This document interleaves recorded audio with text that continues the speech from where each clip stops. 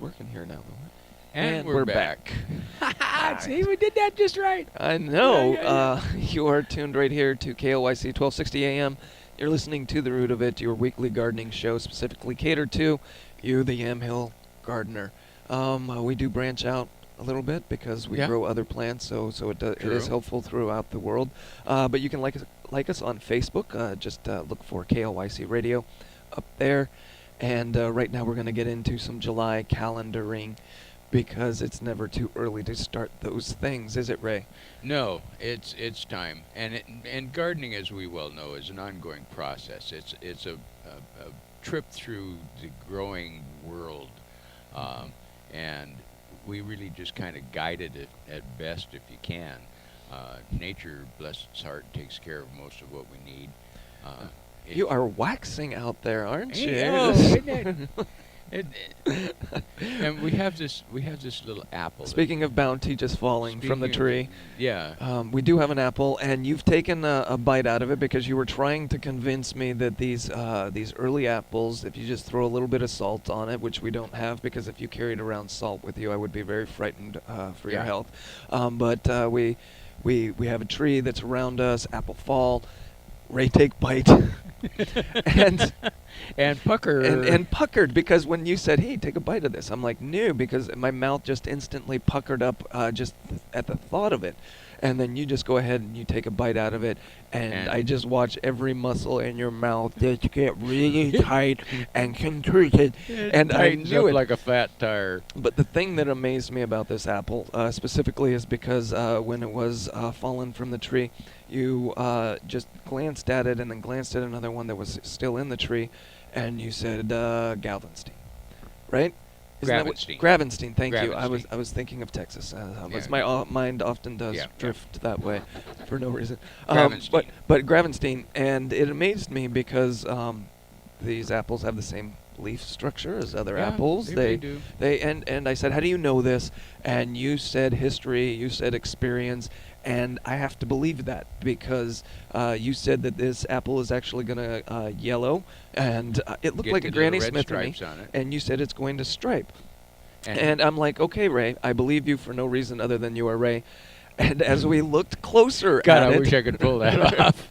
Sometimes it works, Ray, and other times it doesn't. But as we look closer at it, it is striping, as you said it would. So good job. But more important to this tree that we're looking at, it is one of maybe half a dozen that are in the tree. Right, and we talk about this sometimes on the show when we talk about the apples. Is some species, some varieties, they take a year off or they take 2 years off. And for me personally, I've got a couple of apple trees that have decided to do that as well. But the last 2 years, glorious bounties of wonderful apples. But it looks like this tree, it might be taking a year off. Yeah, it was just recently pruned, so by next year, this tree will be bountiful once again. Right. And orchardists learn the cycle of their orchard. They can get every tree on the same cycle. Pretty close. Right. You just put them in the same room, and they just instantly just have a good hard talk with them. Right. They get into the same cycle. So that's the apples, and I don't know what else do you have about that. Well, the apples. Don't feel bad if you start losing a few apples during the heat, because that's the tree protecting itself. I see. Because it fell. It fell, and that happens. It's almost a good-sized apple, but the tree probably decided that it couldn't support. It needs to put more energy into the other 4 apples that are on this 30-foot tall tree. Yeah, 2 of them are going to be great. And I bet they don't last long enough for me to actually pick them. Somebody else is going to pick them first. No. With the breeze that's happening, I'm sure they're all going to be gone by the end of the day. Yeah. I have a neighbor there in the homeowners association that has a Gravenstein tree, and that's why I went from what it looks like. It wasn't that I'm a genius or nothing. Come on, come on! But Don't talk yourself down, Ray. when his apple tree has an off year, he uses that year to give it a hard pruning. And that's what you had And suggested shaping. with this one. And I think that's what happened to this one Yeah. because it's obviously been pruned very severely, Mm-hmm. probably last year because this is all new growth. Mm-hmm. And so that's why I say next year this sucker is going to put out some serious apples. Mm-hmm. And I hope people don't let them just fall on the ground. The guy my neighbor over there, he actually shares his because he can't. When it Possibly has do a it. bountiful year, there's no way you can can that many apples. Well, you get those. There are nets that you can put around the tree so that when the apples fall, it's like one of those coin trick things that you put the coin in and it goes Yeah. around in a funnel. Well, the apples kind of do that around this kind of funneling thing too. And I agree. It's when you have a bumper crop like possibly next year, you don't want to waste an apple. No, because they're good. Because my rule is once it's fallen on the ground, I know what hangs around there, and they don't respect it like I No, respect it. no, And they so don't. once something falls on the ground near that apple tree, I'm nah. Yeah, Not deer don't gonna- really right. eat the apples. No. They don't have the teeth structured. They don't have molars. Right. You'd like to think that the deer is enjoying this Yeah. apple, but And they're. you think the deer should Right. enjoy the apple, but they don't. They But just you know what does? Yellow jackets. yellow jackets. Oh man, can they? And the sweeter and juicier the apple, the more Right. yellow jackets Right. you're gonna have. Right. I had Oh. thousands of them last year because Oh. they just, the tree dumped dozens and hundreds of dozens, and the yellow jackets, they swarmed. you know? My neighbor has one of the coolest little picking tools I've ever seen, and I'd heard about them, but it's a thing that's got two little hooks on the top and a little basket on the bottom of it with a notch where you can reach in and take the fruit out, and a little spongy bottom so that you reach up in the tree and you just go toink. With these poles that can be 30 feet, 50 feet, however tall your tree is. I Well, know. his is a good 20 feet long if you fully extend it. Yep. And you can pick a lot of apples real quick. Just go toink and then put it in the bucket. Toink. One of my first experiences with agriculture was looking out the window when we lived in Hillsboro and seeing a man with one of these contraptions. I thought he was pruning it because Yeah. you got the scissor ones that go up like that too. But there was a little basket, and there were a group of kids that were gleefully accepting all of these apples as he brought them down. Yeah. But yeah, it was one of the first contraptions I ever ran into. Yeah, it's a genius little tool. I don't know. It's probably been around for a couple hundred years, but in one form or another. Right, but I did not see it until 2011. Well, I didn't see one until I was standing on his porch waiting for me when I told him I was going to come over and pick apples, and here's his tool, and so I had to look at it and figure out how to do it. I knew it extended, but It wasn't so intuitive of a tool. I'm not a tool guy Right. that much. Other than if you squirt WD-40 on it, it flips easier. But other than that, I'm pretty mystified by most tools. Awesome. That's one of the things my daughters told my wife when we first got married was don't let Dad have sharp tools. No, even though you need to keep your tools sharp. Yeah, and I do. I actually hone things now. But we shouldn't be expecting anything to do with the apples for at least another don't- month, right? Yeah, don't worry about it. Just the ones that are fallen because of the heat. Make sure you get them away because you don't want the yellow jackets around. No.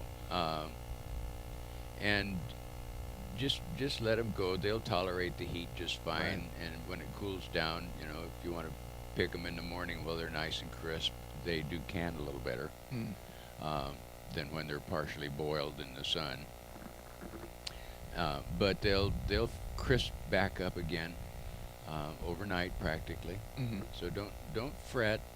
The tree is just getting rid of the excess. Right. It's all fine. Yeah.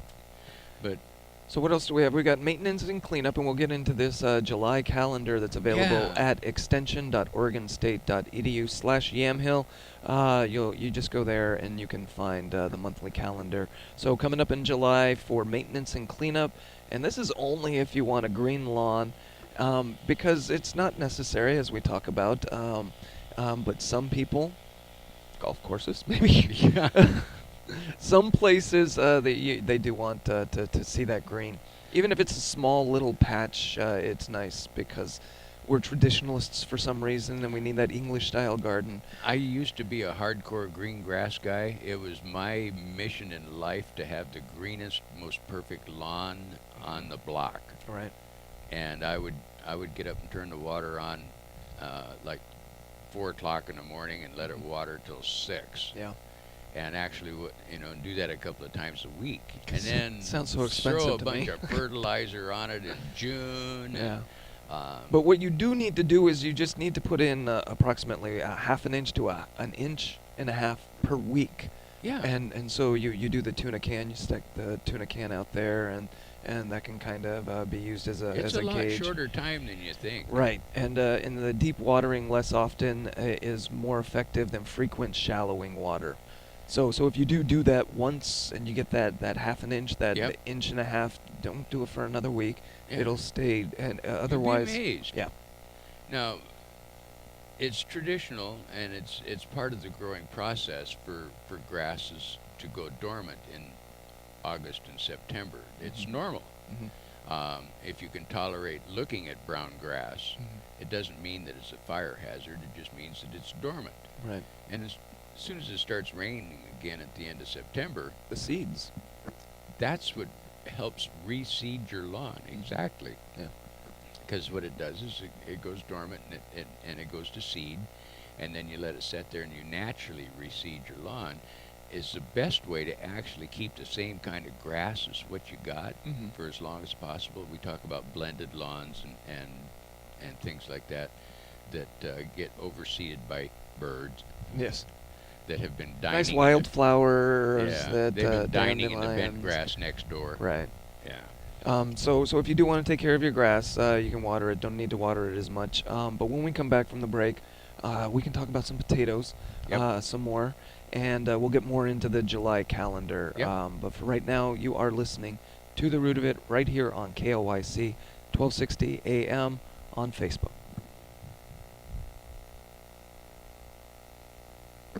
And we're back. This is Ray and Kyle coming to you today from the community garden.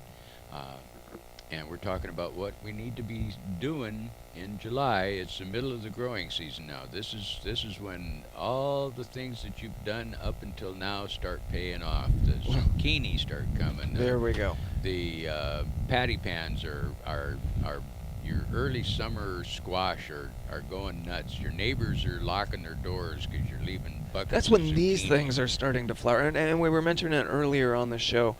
For me, all the cold season crops, those are gone, like the broccolis. Yeah, You they're gave me some delicious cauliflower last week from the community garden. Yeah. That's still going a little bit, but then we start making the transition into the things that are going to be ready in September at the end of August, specifically the zucchini and the squash. But I'm also looking at the corn that's coming up, and my own corn that I had transplanted from indoors is it's got the flowers.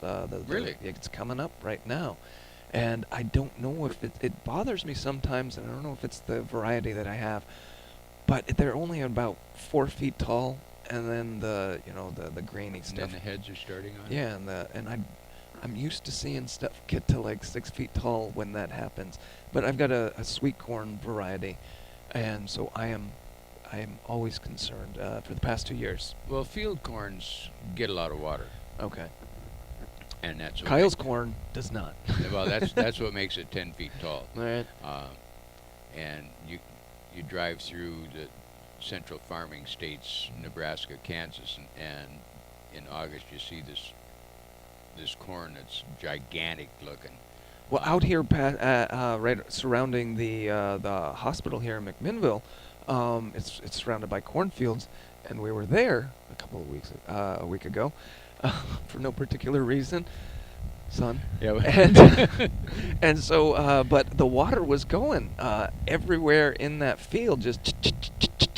Yeah. And you're right, they get a lot more water than what I am giving mine. And that's probably what it is. And I'm looking at the community garden right here, and they're not doing their flowering part yet. No, but the personal rows over here, they get watered every day. All right. So yeah, that's why my blue corn that I brought home from New Mexico Mm-hmm. is like it's getting tall. That's nice. And I actually, I think I had poor transplant too, and poor water. So as a result, I have poor root structure on some of my stalks of corn, and they've just fallen. And I try and put a little soil up there, try and prop them back up, but they just fall over again. Well, So, you got winds out there though too. you know it, you know it. So yeah, and they're blasted with it also. So I didn't plan that properly, but tragedy happens in gardening, and I guess the other 30 that I planted might ease my pain and my grief. You'll get some roasting ears. Yeah. Now's a good time though when the potatoes are actually just barely potatoes, starting yes. to blossom. To go Mhm. ahead and start mounding up either hay or compost or mulch or something around another 2 or 3 inches up on the plant. Do I want to pull those blossom off? No, No. no, just let them die natural. But they are edible. Oh yeah. The fancy restaurants might incorporate them into a nice vinaigrette salad. Yeah, sprinkle them on top. Right. But you don't have to, because I guess they're not taking in the nutrients like some other plants do from Well, there. just before they blossom, if you take and mound up around your potatoes, the whole stem will actually produce more potatoes for you. I see. And that's how you increase your crop per plant area. Is you mound up along the edge of it, and you can mound up like 6 inches, and you'll get a whole nother layer of potatoes in that. All right, so I'm going to need some further explaining on this, because I look at the potatoes that we have here in the community I can gardens, show you in a minute. and no, but even that, they seem like they were already mounded up high. Yeah. Right? And so almost, because when I had the potatoes going, I needed to mound them up because they were starting to get exposed, and I could actually put like 6 inches of more on there. But I look at here, and you've got the leaves that are sticking out, just like a couple of 4 inches, 3 inches. Well, Alan, when his potatoes sprouted and they got up about 3 or 4 inches, he started adding compost and mulch and hay to it. Then they had to grow. He's a back very through- successful gardener. They would have Alan to grow is. through that, and then when they get up another 4 or 5 inches, they'd mound some more stuff around it, and then they'd have to grow through that. So by the time they get up to where they're the size now, they've got this much compost around them. So that's why and they're really easy to dig too, because They it's just just pull compost. right out. Oh It's yeah, soft dirt. soft. The potatoes are beautiful. I mean, they're just the ones I dug this morning were just brilliant red. Awesome. And I'll take and dry those out a little bit, and then I see some mushroom, onion, tater thing. I'm picturing a with skillet of skillet full eggs with all of those yeah, ingredients.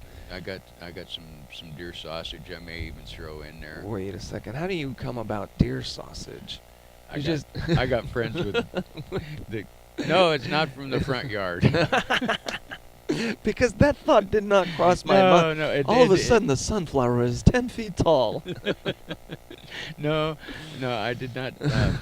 I did not call in the bow hunters or Right. nothing. I was a good boy. That's right. The bow hunters are quieter. Yeah. Nice though. Okay, so we've got the potatoes taken care of. Watering. Yeah. We were discussing that earlier. Really important time to do it early in the morning. But if you're lazy, just wait until the evening. However, I never adhere to that advice because I get around to it at about 1 o'clock in the afternoon. And my plants aren't dead. That's called sautéing. Right? It kind of does, and the science backs that up. Yeah. But my own personal experience says, meh. Yeah. If you're going to do it, at least do it, because there's a chance, you know what, one of the kids might break his arm, and I'm not going to be able to do it at 5 o'clock in the Right, evening you're because the gonna be at whole the evening ER. is shot, right? So I got to get it done when I can do it. But yeah, do the watering as early as possible. I was able to do that this morning and yesterday morning, so I'm starting to see a pattern moving forward. One thing you don't want to do right now while it's hot is put a lot of fertilizer on stuff. We have discussed that, haven't we? For the specific reason that the plant is going to say, oh my gosh. And then it makes a whole bunch of new little green sprouts, and Right. they just go, and they evaporate before your very eyes. That's Now's because- the time to go ahead, and if you want to add something, put a little more compost on it. Right. Just the plain black garden compost from Northwest Greenlands Yeah. is what I use because it's cheap and it's easy. And Yeah. somebody else does all the turning, all the cooking, and it really works slick to protect the roots from excessive heat, Right. and it helps retain water. And it'll slowly work its way in Oh, yeah. the way that you need it to. But protecting those But- top roots is really what you want to do. Don't put the cow manure on it right now. Would be a really poor time to stick that You can- heavy stuff. If you got like newspaper shreddings, Mm-hmm. that works just as well. Where did I see that recently? I saw Yeah. them. I saw Instead them of using throwing the shredded newspaper into the landfill, Right. you can add that to your garden, and it'll break down. The worms will come up and eat it. Right. That's One of the main ingredients in worm composting, isn't it? Yes, it's just shredded newspaper. Right. Apparently, the ink doesn't bother them because most newspaper ink now is Well, fairly organic anyway. Well, any newspaper ink, any the magazine ink, is actually food grade quality. You can if the FDA has to approve it. You can't eat it. I'm not going to suggest you eat it. Don't eat it. Yeah, don't but- eat the news register. But there is a reason that my grandmother used it as a oil catch for our tacos when she made the Sure. shells. Right? Yeah. Because you can do that. But yeah, just stick it in the ground if you don't want to stick it in a if you don't like landfill. the look of shredded newspaper on it, you can sprinkle a little dark compost or rake a little, you can mix it with a little hay even. Right. That makes an excellent compost to protect the roots and protect your root crops Mhm. from the heat. One of my neighbors just ripped out his lawn, Mhm. and what he put down on took all. Well, he didn't rip it out. He cut the sod, turned it over so the roots were up, Right. Yeah, you were mentioning and then that. he covered it with cardboard. Yes. And wet it and wet it and wet it till the cardboard was actually starting to break down. Then he covered it up with With compost. compost, and then he put on top of that a nice layer of the hemlock bark. This almost sounds edible. It sounds delicious, it's cool. doesn't it? I mean, it really, really looks good. And now he can wait until this fall Mhm. and go ahead and put in Oregon native perennials, I see. and he'll have a beautiful yard. There's only one person that's upset because the grass is gone, and Mhm. that's Lolly. Lolly and Buster are a little bit upset because the perfect groomed lawn is gone. Right. But even they've adapted. We got lots of grass. Right. So that's the compost, and planting and propagation is part that we can get into in July because it does get a little bit different. The midsummer plantings of the beets, bush beans, carrots, cauliflower, broccoli, lettuce, kale, and peas. This is what you're going to be harvesting in fall. This is kind of a decent time to plant those little things. Those seeds, I found, take a long time to germinate. Almost like a week and a half is what my experience has been this year. Those carrots, I thought they weren't going. I thought I got a bad batch of carrot seed because they took so long to germinate in the ground. Yeah. So that's just my personal experience. Every gardener is different, but Yep. but if you plant those things right now, You'll then have to keep them moist, though. you're gonna want to keep them moist too. Yeah, 'cause But they need the warm water to germinate. But Yep. now's a good time to go out and stake stuff.